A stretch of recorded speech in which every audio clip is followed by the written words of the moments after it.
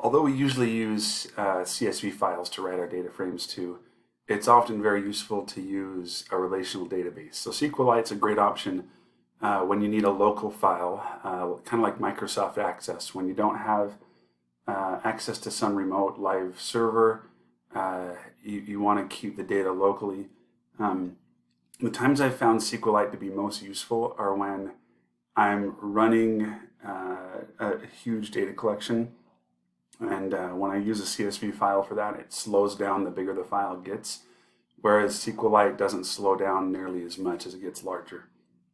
So let's learn how to create and write to a SQLite file. So let's start by importing SQLite 3. Let's import, import pandas, and that's good for now. Let's read in some data from somewhere. Let's grab the usual insurance data set. So I'll make a new data frame, pd.dataframe. Whoops, sorry, no. Equals pd.read CSV.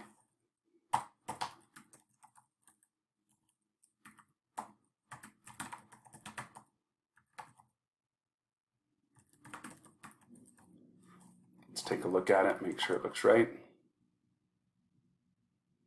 Okay, perfect. Got our data. Let's go ahead and write the script to create a SQLite database to store this into.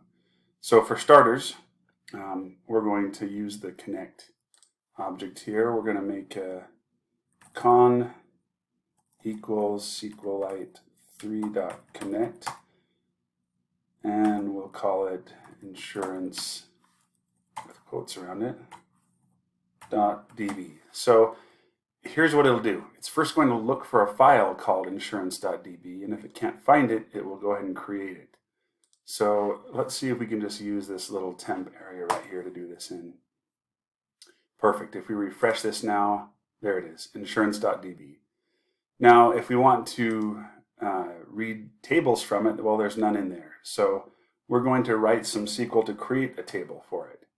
So let's, first of all, I'll call this create SQL, and let's create table. And what you can do is if not exists. So I often will write scraping engines to pull data down, and I want to just run the engine as a function, and sometimes I have data that's already been pulled down, sometimes I don't.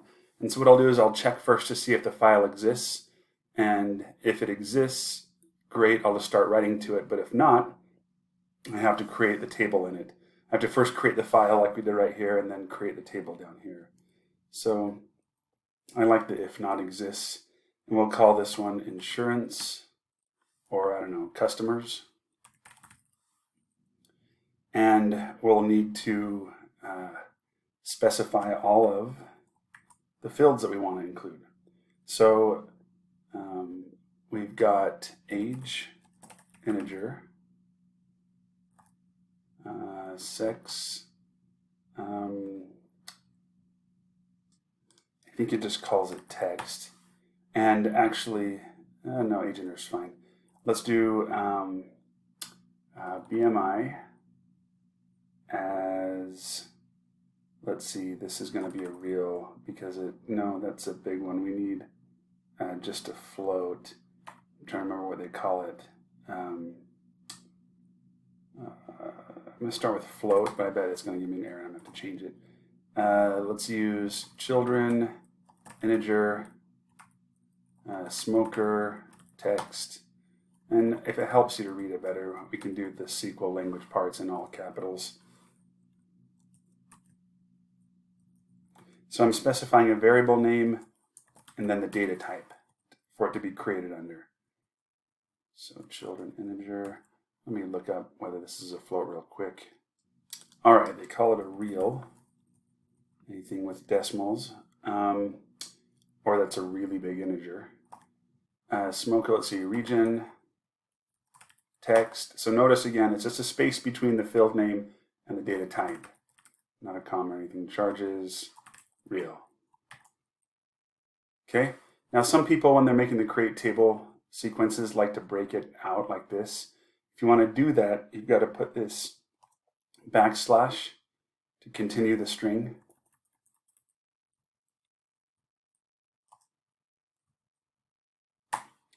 And you can do it like that, but I'm going to keep it all in one line just for simplicity. Okay, got our SQL. Let's go ahead and run the SQL next. We're going to do, go right here, there we go. Let's do, oops, there we go. We're going to need to create a cursor object for that. So we're going to say cursor equals, and we'll attach this to the connection con.cursor. And then we're going to say cursor.execute create SQL. If I spelled these correctly, that would help. I promise I do know how to spell execute. There you go. Okay. So we didn't ask to read anything, so all it gives us back is it says, okay, your cursor object right here. Because this wasn't an assignment statement, it was a method. It just returns the result of the method. So basically, it got created. So to understand what's in there now, you could use a program like, what is it called? SQLite Studio. And you could connect to that and see that it's in there. In fact, let's go ahead and do that. You can just watch this part if you'd like to. SQLite Studio is a free program. It's super useful. Let's see here. Okay, here it is. I'm going to, well, since this is in Collab, I'm going to have to actually download this thing. So download. Go to database, add a database, find that file that just got downloaded, downloads, too many things in my downloads folder, looking for anything that's .d, there it is, insurance.db, okay, hit OK, click on it over here in the list, click connect, and you can see tables, customers, there it is. There's my 4 columns. Now in here, I don't actually have any data in it. There we go. But it gives me here those columns I created, data types, no actual data in it. So let's come back to this in a moment. Now that we have the table created, let's go ahead and write the SQL to insert the data into it. So if we wanted to do this one line at a time, which is the wrong way to do it, we would have to go through and loop in it. But sometimes these loops are useful, especially when you're creating like a scraping routine. And so I want to show you how to run it. So let's do a for row in iter tuples. df.iter tuples.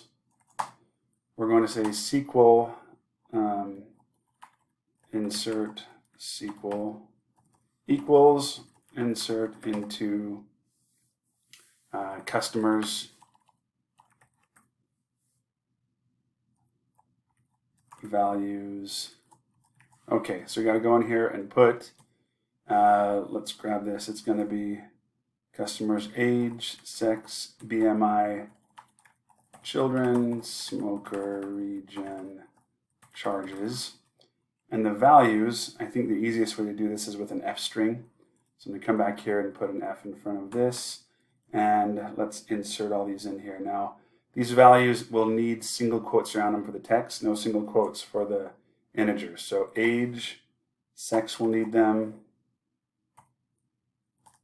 Let's see. BMI, no. Children, no.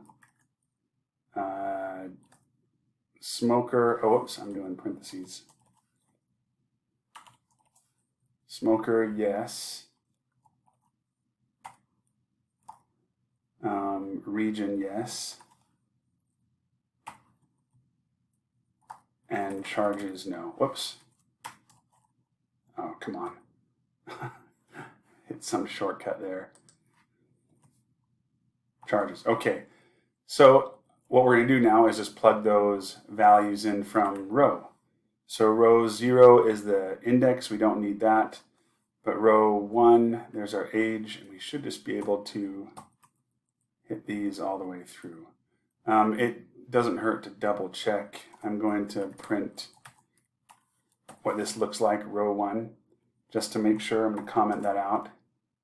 Okay, beautiful. Row 1 is age. That's exactly what we thought it would be. So row 1, that'll put age in there, which means 2 is sex, 3, 4, 5, 6, and 7. Okay, so row is our, you might remember from prior chapter, it's this object that represents all the data in each row one at a time. I'm going to uncomment this. All right, now we're going to add cursor.execute just like we did above. And instead of create SQL, we're going to execute the insert SQL. And let's run that one. Should be just fine. Actually, I was doing some playing around with mine. I'm going to, yours probably worked fine, but I'm going to start mine all over. I had to pause it for a second and do some stuff. Delete file, okay. All right, I'm gonna run all. Okay, perfect. That all happened just fine. Let me refresh my view over here. So you'll notice now when you refresh yours that you have this new db-journal entry here.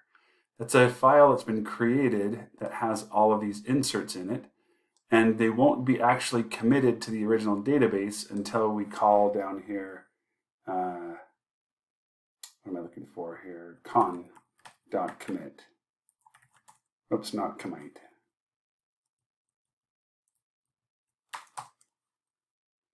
Okay, so let's refresh this once again. There we go. The journal's gone because it's been committed back to this data frame. I'm going to download it once again.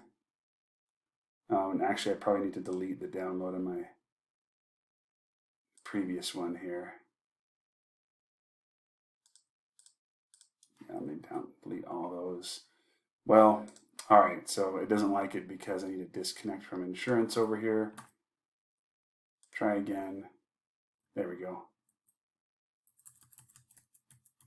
Those are all deleted.